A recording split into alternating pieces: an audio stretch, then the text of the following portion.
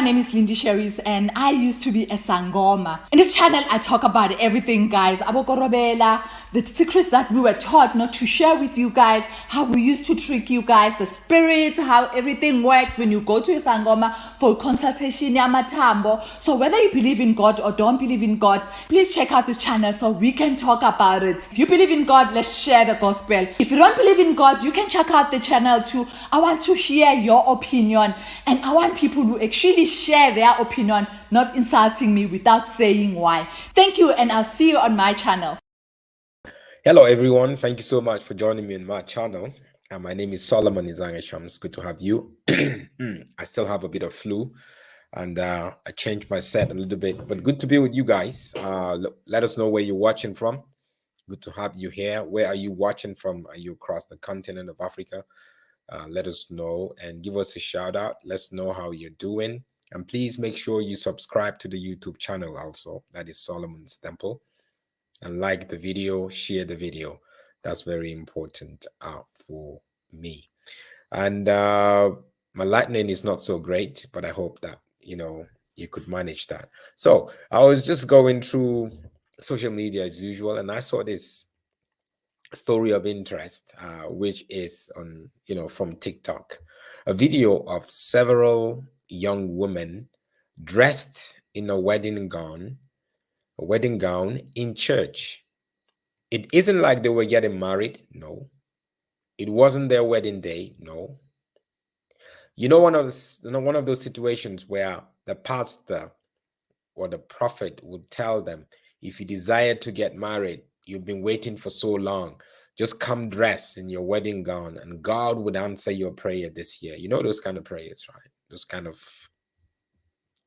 spiritual gymnastics and lies. And that's what happened. And several of them in Nigeria actually wore their wedding gown to church, anticipating, obviously praising God, thanking God. Well, is that something to do? I don't think you can restrict God on what to do, but also we have to understand that some prophets and bishops and apostles, they play on the desperation of women. They play around it. I mean, most women want to get married. I would say 99% of women want to get married. So we know that. And a lot of them have been waiting for so long. So now you're using that desperation to sort of like market yourself, raise funds, give them some sort of hope. Sometimes it's actually, you're just raising their hope for no reason. So let's watch the video that appeared on TikTok that has this situation of this women all dressed up. They've got their bride clothes, white wedding gown on. They got their makeup on, their weave at some point, their shoes at some point, and they're there. Here we go.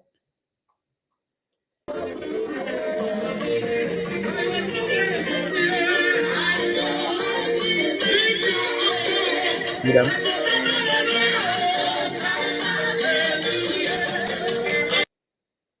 So let me say this. All of them are single, right? It wasn't anybody's wedding day. It wasn't a matchmaking service or matchmaking session where they said, okay, the ladies should get all dressed and the men should get all dressed up just so they can meet each other and hopefully start a relationship. It wasn't a mass wedding. No. Watch it again. You see all of them. Just the single one.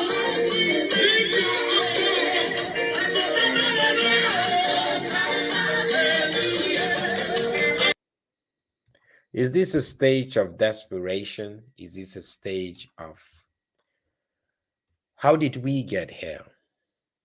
How did we allow ourselves to get to this point? You may ask, a lot of people are going to be asking the same question.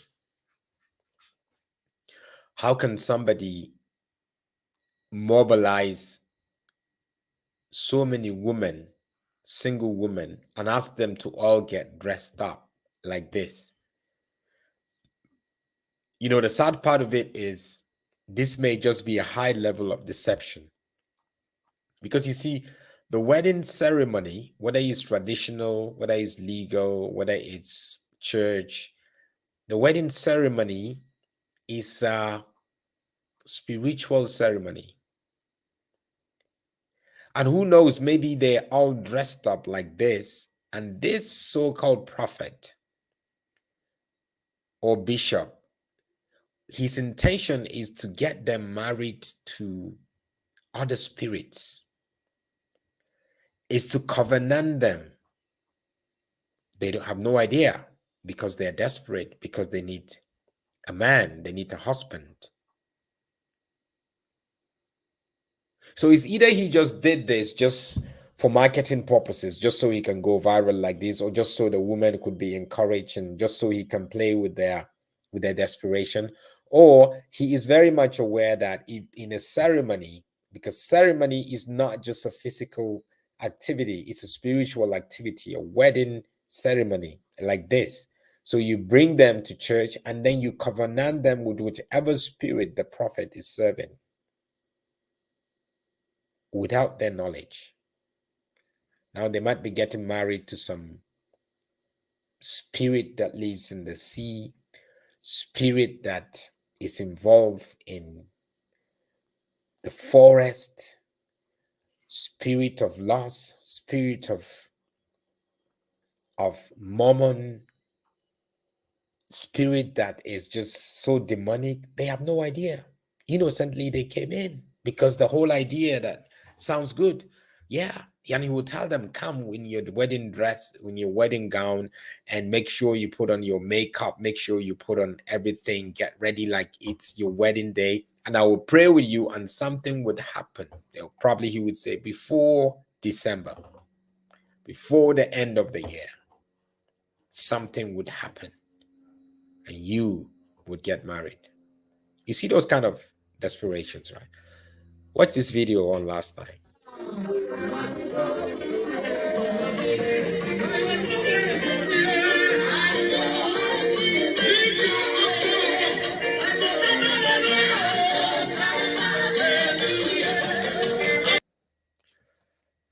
The fact is a lot of us people, maybe churches and pastors, we put the society itself, we put pressure on single people. We put so much pressure on single people. And not all single people, some single people don't really care. They wait until they're ready.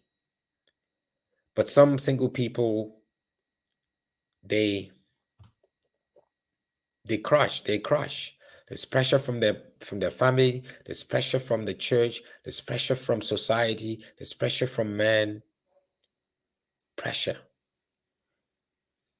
Maybe we need to rethink. Not everyone is actually going to get married, isn't it? Even those that desire to get married, they might end up not getting married.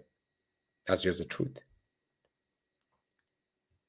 But for us to play with the vulnerability of single women, for us to play with their emotion, for us to play with their desperation like this in church, it is a shocker and it is so wrong. I hope this so-called church or man of God is not taking them through a spirit marriage that would lock them up and take from their destiny. There's just too much happening in the Nigerian church. Too much. Everybody will come up their own idea. Just because they're just looking for something to market, just because they're looking for something to do. Everybody would say, do it this way, they'll do it that way. They come up with some obscene idea that is just like, is this idea demonic or is just a marketing idea, just marketing genius? We need to watch out, people. We must not allow the level of our desperation push us to do things that we know this doesn't make sense. You as a single person, or you need healing and they're telling you to do certain things that is not just right. Or you need a job, or you need a promotion. You need a promotion and tell you to buy this oil. So when you go to your office, you rub the oil, or you put the oil in certain places, or you put the water, you spray the water. All this is rubbish, guys. We must not allow our desperation. That's not the way God works. God would hear your prayer and bless you without holy water, without anointing oil, without a prophecy. He would bless you because you are his child. All you need to do is to follow him, give him your best, walk in obedience. God bless you guys. Please make sure you subscribe to the video. See you later. Shalom.